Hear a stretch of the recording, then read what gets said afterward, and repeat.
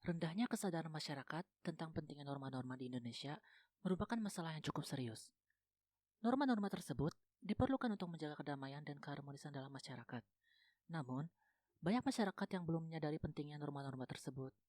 Hal ini dapat dilihat dari tingginya tingkat kekerasan, rendahnya toleransi, dan tindakan-tindakan yang merugikan masyarakat lain.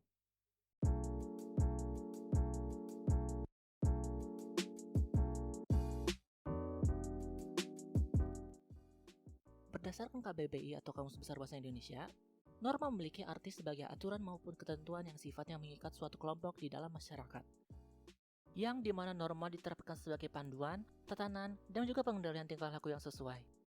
Indonesia memiliki banyak norma, tapi untuk norma yang akan kami gunakan sebagai contoh terdiri dari 4 norma, yaitu norma agama, kesopanan, kesusilaan, dan kebiasaan.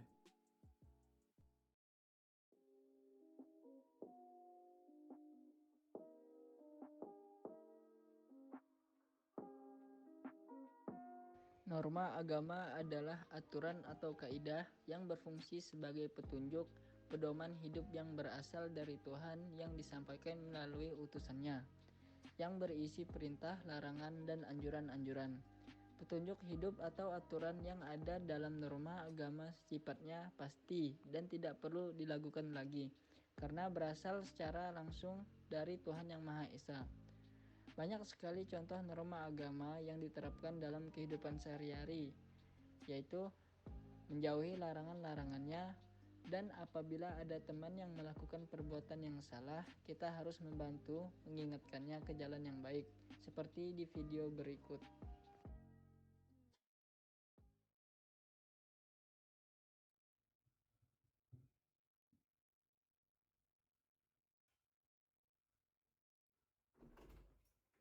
Pip, ntar malam ikut gak? Kemana? Biasa minum. Minum. Gas lah. Gas lah. Gas. Ayo, udah lama gak minum. Aduh. Ayo, pusing. Big, mau kemana? Gua mau minum. Astagfirullah, istighfar Fikri. Minum-minum haram dalam Oh iya, puasa. lupa gua. Aduh. Astagfirullah. Lupa gak ngingetin gua sih. Ya udahlah, gak jadilah. Gua pulang dulu. Ya. Oke, siap. Bye, Pip. Oke.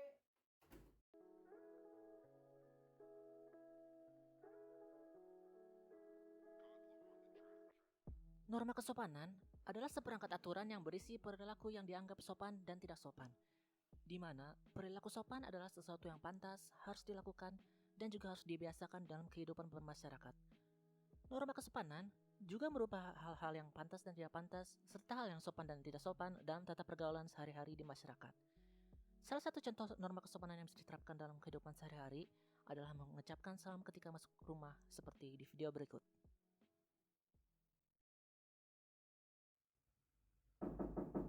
Masuk. Assalamualaikum. Waalaikumsalam.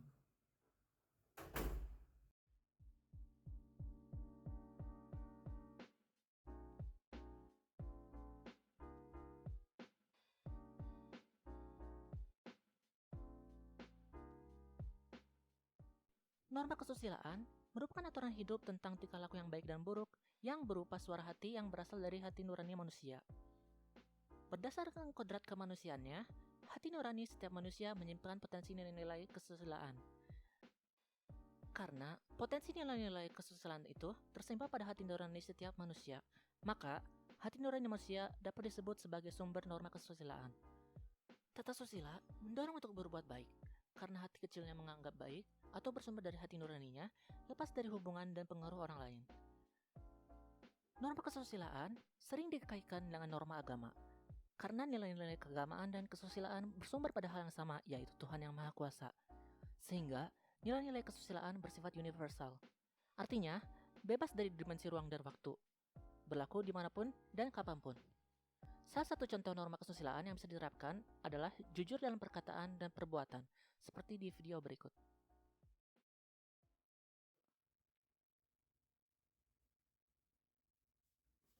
Aduh. Sorry nih, gua gak sengaja. Tadi gua lagi main handphone. Oh iya, nggak apa-apa. Maaf ya. Sorry. Ya.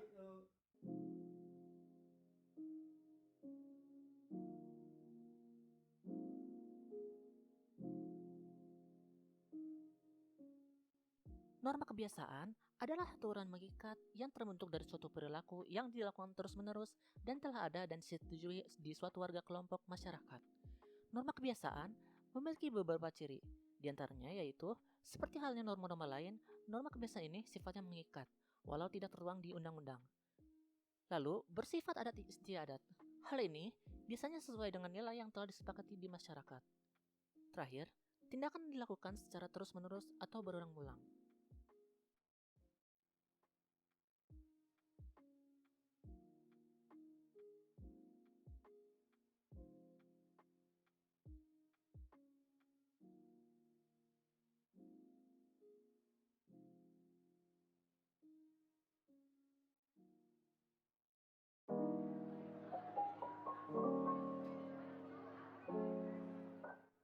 Dalam dunia teknologi informasi, masalah yang berhubungan dengan etika dan hukum mulai bermunculan.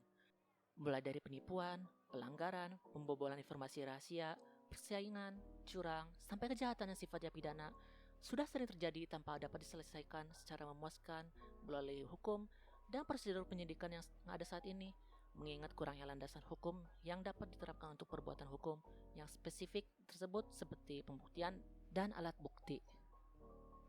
Tindakan penggunaan teknologi informasi yang bertentangan dengan moral dan undang-undang yang berlaku dan banyak dibicarakan saat ini antara lain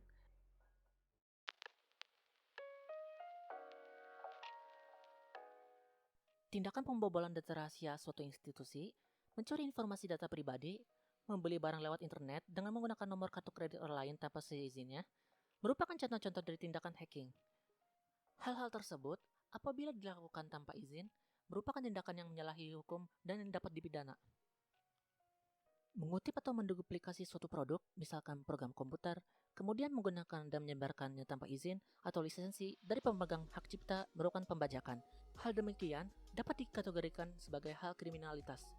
Contohnya, ketika seseorang menduplikasikan program Microsoft Office, kemudian diinstal tanpa membeli lisensi yang sah, walaupun memang harga lisensi program tersebut relatif lebih mahal untuk ukuran rata-rata pendapatan per kapita di Indonesia, namun apabila tindakan tersebut dituntut oleh pemegang hak cipta, maka pelaku pembajakan yang dalam posisi lemah akan dikenai sanksi dan konsekuensi sesuai hukum yang berlaku.